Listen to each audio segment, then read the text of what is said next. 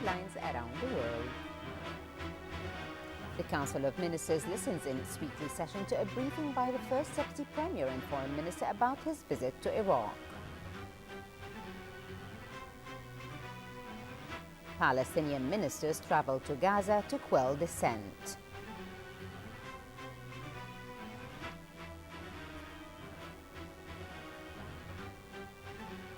A suicide attack on a funeral kills 15 in the north of the Iraqi capital.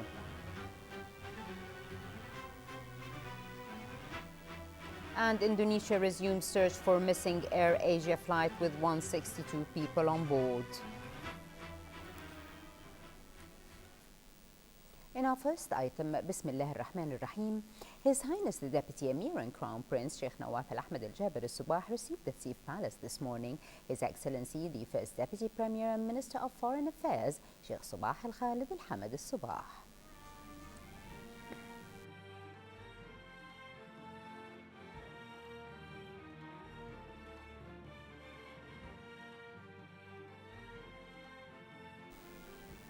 His Highness the Deputy Emir and Crown Prince also received at Sif Palace this morning His Excellency the Deputy Premier and Minister of Commerce and Industry Dr. Abdel Mohsen Midaj Al Midaj.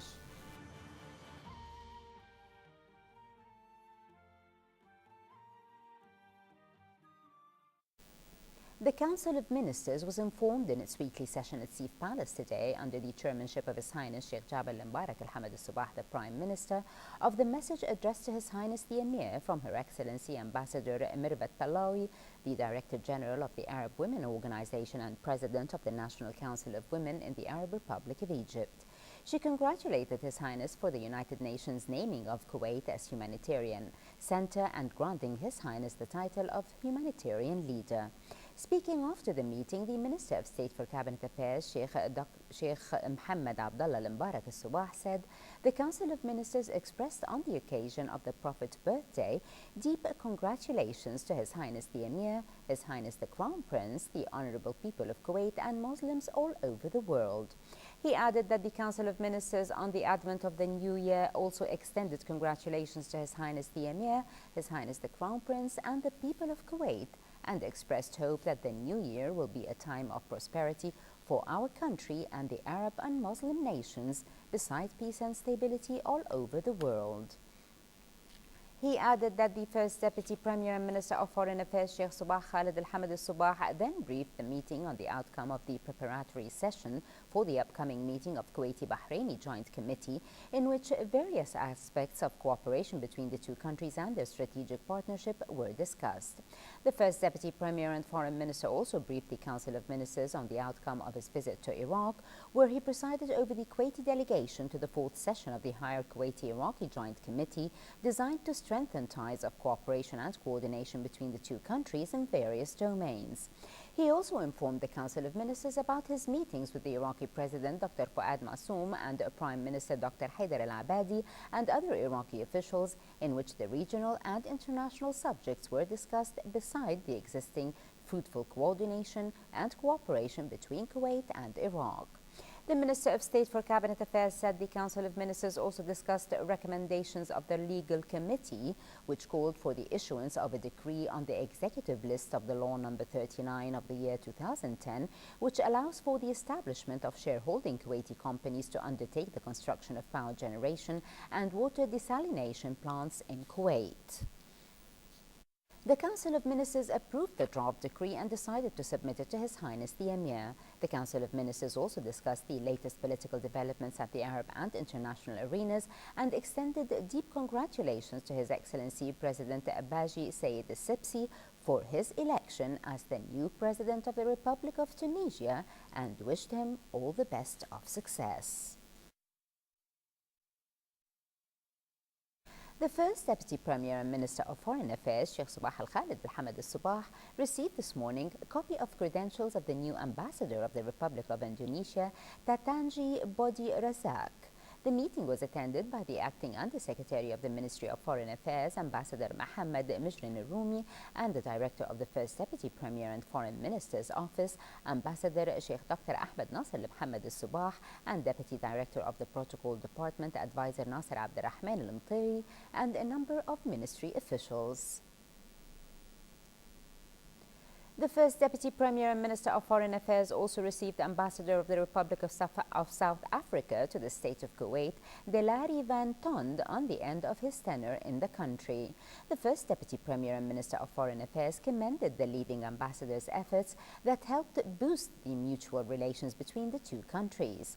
The ambassador delivered to Sheikh Sabah Al-Khalid Al-Hamad Al-Sabah a message from the South African Minister of International Relations and Cooperation, Mati Mashbani, related to the bilateral friendly relations. The meeting was attended by the Director of the First Deputy Premier and Foreign Minister's Office, Ambassador Sheikh Dr. Ahmed Nasser Mohammed Al-Sabah, and a number of officials from the Foreign Ministry. Amid rising tensions and anger between Gazans regarding the delay of reconstruction and the weak functioning of the government, tens of top officials and ministers of the National Consensus Government arrived in Gaza today for the second time since months. More with Majlou Haidi from Gaza. A delegation from the National Consensus Government, including a number of government officials and 8 ministers, arrived in the Gaza Strip today afternoon. According to officials, the purpose of such visit is carrying out the government's duties and responsibilities. In order to protect our people after 7 years of the division and the latest Israeli war, we will not spare any file that to be discussed in terms of the housing, electricity, water. The number of the delegation that arrived from Ramallah this afternoon, 47 people, including 8 ministers. This is a positive message to everyone in among the international community that we are serious and we are committed towards solving the issues of our people in Gaza, as well as it is a message also to our people in Gaza that the Palestinian National Consensus Government is continuing its work and effort in order to relieve the pain that has been caused by the division and the Israeli siege. Hamas movement in Gaza welcomed the delegation, saying hopes are high towards positive outcomes. We welcome the visit of the government's ministers. We hope such a visit will take the right direction and solve the problems of Gaza, including the siege, electricity, delay of reconstruction, and the borders. The ministers of the National Consensus Government are welcomed in Gaza, and we have high hopes that the results will be positive. The arrival comes only a day after top Hamas officials slammed the government for not asserting its authority in Gaza. In the meantime, anger and frustration are increasing high, and protests were held in major Gaza cities in order to demand the government to pressure Israel to end the siege and allow reconstruction to proceed. Now, whether this visit will put an end to the Palestinian division and restore Palestinian unity or not, it will be seen. But I think it's going to be a long road toward Palestinian reconciliation and toward ending Palestinian division between West Bank and Gaza. The government has been in place for more than 6 months now, and nothing has been achieved so far, and it will take a long way to put a complete end to the Palestinian division and restoring Palestinian reconciliation. The government spokesman confirmed that today's visit will be for 1 week to discuss the sticking points of reconstruction and borders. Since its formation in July, this is only the second time of the government's presence in the besieged enclave. The visit of the National Consensus Government comes in a very sensitive time. The problems have reached an extreme limit, and people are asking for a real action to end their suffering and division. Majlou Haidi, Kuwait TV, Gaza. A suicide bomber struck a funeral north of the Iraqi capital today, killing at least 15 mourners. Interior Ministry spokesman said that the bomber blew himself up inside a funeral tent in a farming area outside the town of Taji, north of Baghdad. He said another 26 mourners were wounded in the attack. The funeral was for the father of 2 members of pro-government rebels known as Shahwa or Awakening Councils.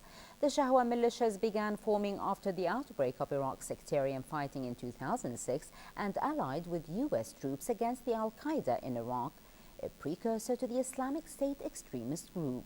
No one has claimed responsibility for Monday's attack. Forces loyal to Libya's internationally recognized government carried out their first airstrikes yesterday against militia-held third city Misrata. The strikes were in response to a renewed attempt by the Fajr Libya Dawn militia to seize the key Al Sidra oil export terminal. A spokesman for armed forces loyal to internationally recognized Prime Minister Abdullah Thinni said the Air Force had attacked Misrata's port, an Air Force academy near the airport, and Libya's biggest steel plant located in the western city. But a spokesman for forces allied to Libya Dawn confirmed that airstrikes caused no damage. An oil corporation official said that 850,000 barrels of oil were lost because of the fire in 5 storage tanks. Indonesian Vice President Yusuf Kala said today that search teams were doing their best to find a missing AirAsia jetliner. The Airbus A320-200 vanished yesterday morning in airspace thick with storm clouds on its way from Surabaya, Indonesia to Singapore. More in the following report. Indonesia's National Search and Rescue Agency chief said AirAsia plane, which vanished on the radar with 162 people on board en route to Singapore, was likely to be at the bottom of the sea. He added the theory was based on coordinates of the plane when contact with it was lost in an airspace thick with storm clouds. Until today, we have never lost a life. But I think any airline CEO who says that he can guarantee that his airline is 100% safe is not accurate. There's so many factors, and right now we cannot speculate as to what was the cause of the accident. But for the last 13 years, we have run a very thorough operation, and we will continue to do that. Safety is paramount for us. Flight QZ-805 had left Surabaya in Eastern Java in Indonesia yesterday afternoon and was due to arrive in Singapore after 3 hours. During the flight, the pilots had requested a course change because of bad weather, but did not send any distress call before the plane disappeared from radar screens. As the search resumed today, the Indonesia Air Force spokesman said it was being focused on an area where an oil spill had been spotted, but it was not clear if it had been caused by the plane, and an Australian search plane spotted objects elsewhere in the Java Sea, but it was too early to know whether either was connected to the aircraft and those on board. There are 30 ship operation in this area, and around 15 airplane and helicopters operation in them. It is no issue, of course, in operation in the sea, especially in the bad weather like this.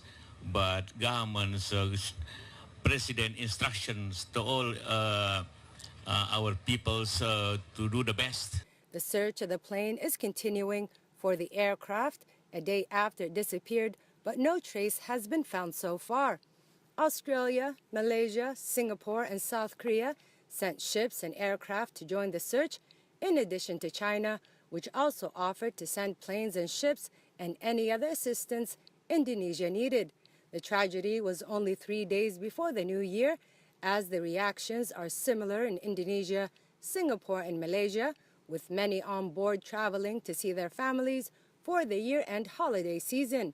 Media reports say the families are united in their prayers, hoping against hope for a miracle.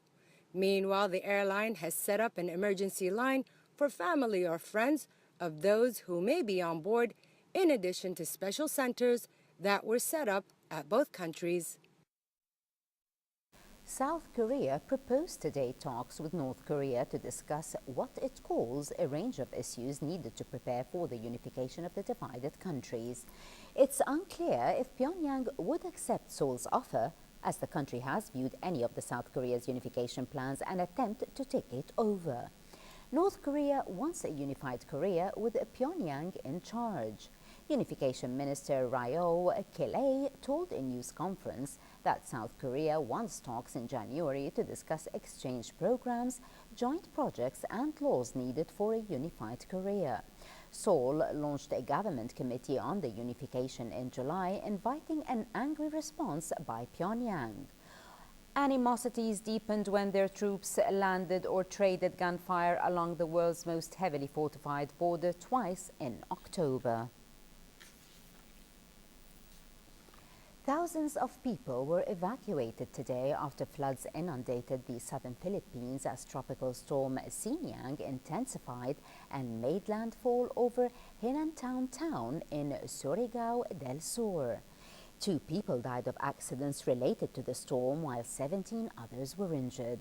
Nearly 4,000 people were shifted to temporary shelters in Surigao del Sur, which lies about 800 miles southeast of Manila. The Liberal incumbent and a Conservative rival are heading for a runoff vote, according to the preliminary count of presidential election in Croatia. Current President Ivo Josipovic, who is backed by the center-left government, held a slight lead with 38.5% of the votes easily or early result showed. According to the preliminary results released by election authorities, opposition candidate Kolinda Grabar-Karakovic won around 37.1% of the votes. A runoff will be held in 2 weeks.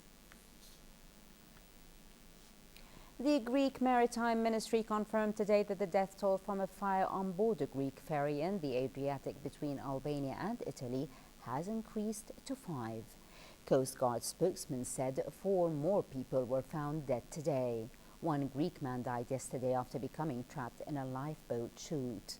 Authorities said at least 407 have been rescued so far. Italian Prime Minister Matteo Renzi told an annual year-end press conference that he expected the rescue to be completed within hours and that there could be a discrepancy between the final number of people accounted for and the ship's manifest due to the likelihood that the ferry also carried illegal migrants. The fire broke out before dawn yesterday on a car deck of the Italian-flagged Norman Atlantic, carrying 422 passengers and 56 crew members. And in our final item tonight, moving on to the local business news, where Kuwait Stock Exchange ended today's session in the red zone as the price index recorded 6,627 points, shedding 52.2 points. The weight index at 440.1 points, losing 4.24, and the KSX 15 1061 down 12.74 points. The number of trades amounted to 10,408 transactions worth about 39 million Kuwaiti dinars, with around 402 million shares changing hands. For a chance to see our reports again, please visit our YouTube channel at MOI Kuwait News. Well, with that, we conclude our news bulletin. Thank you for joining us. Have a pleasant time. I'm Maham Tawa. Before we go, we remind you once again of our main top stories. Have a pleasant time and good night. The Council of Ministers listens in its weekly session to a briefing by the First Deputy Premier and Foreign Minister about his visit to Iraq. Palestinian ministers travel to Gaza to quell dissent.